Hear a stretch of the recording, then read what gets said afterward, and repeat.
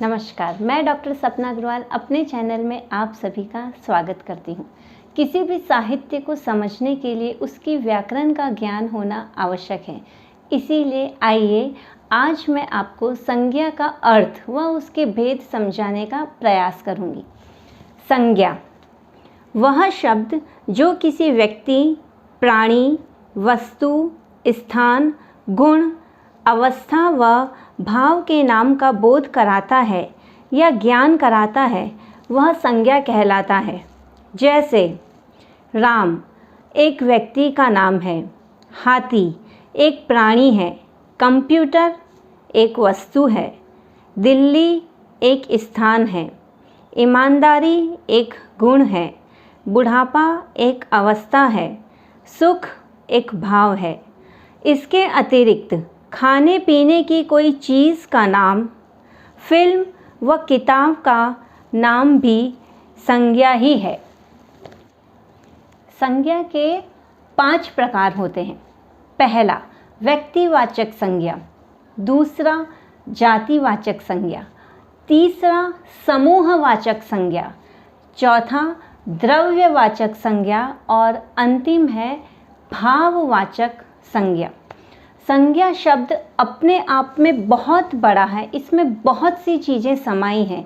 इसीलिए कई बार बच्चों को संज्ञा के भेद को पहचानने में मुश्किल आ जाती है, परंतु उनकी मुश्किलों को आसान करते हुए आज मैं संज्ञा के भेद कुछ नए तरीके से समझाने का प्रयास करूंगी, जिससे बच्चे आसानी से किसी भी वाक्य में संज्ञा के भेद को स्वयं ढूंढने में सक्षम हो जाएंगे।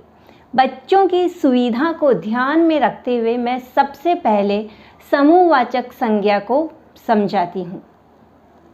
समूहवाचक संज्ञा, जिससे एक ही तरह के व्यक्तियों या वस्तुओं के समूह व झुंड का पता चलता है, उसे समूहवाचक संज्ञा कहते हैं।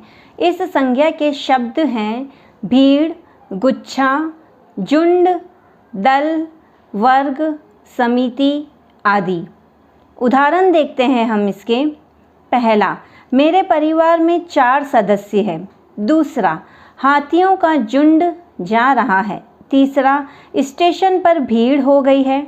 चौथा, सभा में सन्नाटा छा गया है। इन सभी उदाहरणों में परिवार, झुंड, भीड़ व सभा एक समूह को दर्शाते हैं, इसीलिए ये शब्द समूहवाचक संज्ञा में आते हैं। अब आइए भाववाचक संज्ञा पर, जिसे हम लोग न तो छू सकते हैं न देख सकते हैं, या फिर जिन शब्दों से पदार्थों की अवस्था, गुण, दोष व दशा का बोध होता है, वह भाववाचक संज्ञा है। इस संज्ञा के शब्द हैं ईमानदारी, सच्चाई, खुशी, प्यार आदि। इसके उदाहरण देखिए। प्रत्येक व्यक्ति को ईमानदार होना चाहिए। अनुपमा की आवाज़ में मिठास है। इंसान के लिए क्रोध अच्छा नहीं है। मोहन का हृदय कठोर है। इन सभी उदाहरणों में ईमानदार, मिठास, क्रोध व कठोर जैसे शब्दों को हम छू नहीं सकते, देख नहीं सकते, बल्कि उनके गुण, दोष या अवस्था का पता लगा सकते हैं। इसीलिए ये सब शब्द भाववाचक संज्ञा में आते हैं। अब देखिए द्रव्यवाचक संज्ञा।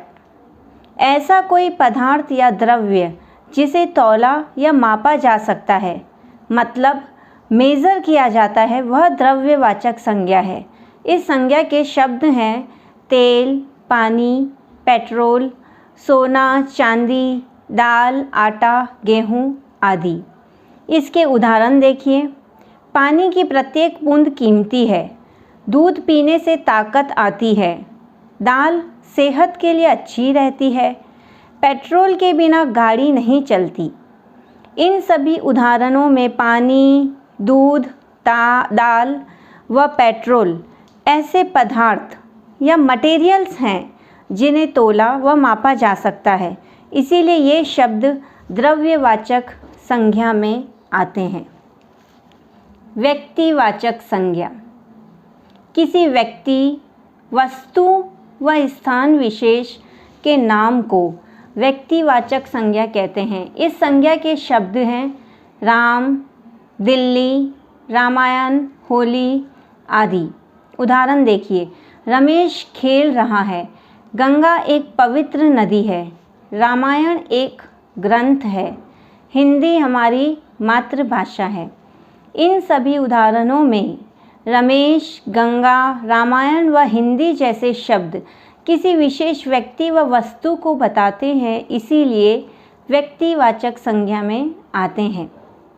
अब संज्ञा का अंतिम प्रकार समझते हैं, जातिवाचक संज्ञा, जिससे किसी पूरी जाति या पूरी श्रेणी का बोध होता है, उसे जातिवाचक संज्ञा कहते हैं।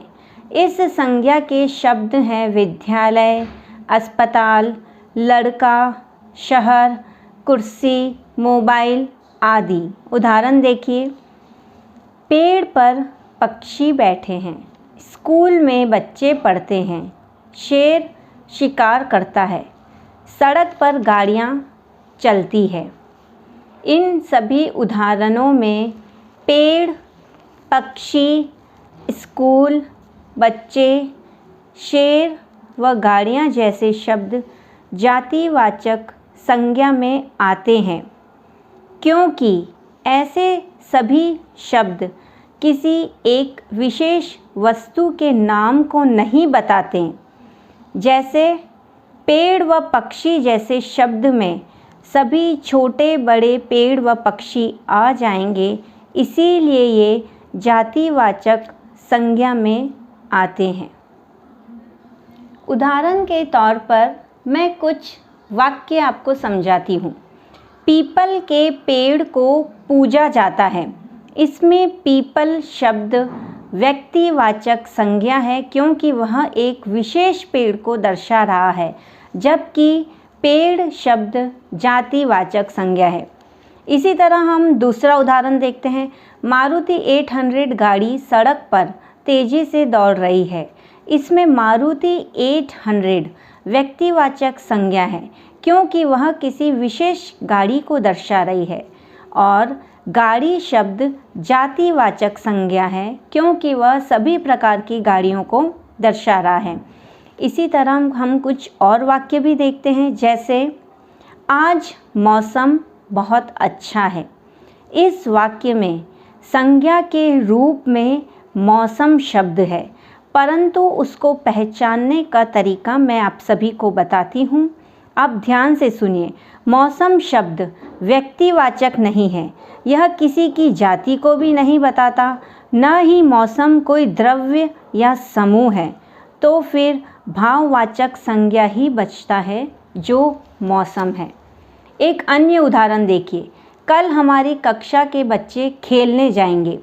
इसमें कक्षा शब्द समूहवाचक संज्ञा का रूप है, क्योंकि कक्षा में बहुत बच्चे पढ़ते हैं, और बच्चे शब्द जातिवाचक संज्ञा है, क्योंकि सभी प्रकार के बच्चों की जाति को दर्शाते हैं। एक और उदाहरण देखिए। नीलम ने सोने का हार पहना है। नीलम व्यक्तिवाचक संज्ञा है, क्योंकि वह किसी विशेष व्यक्ति के नाम को दर्शा रहा है, और सोना एक आभूषण है, जो कि द्रव्यवाचक संज्ञा है।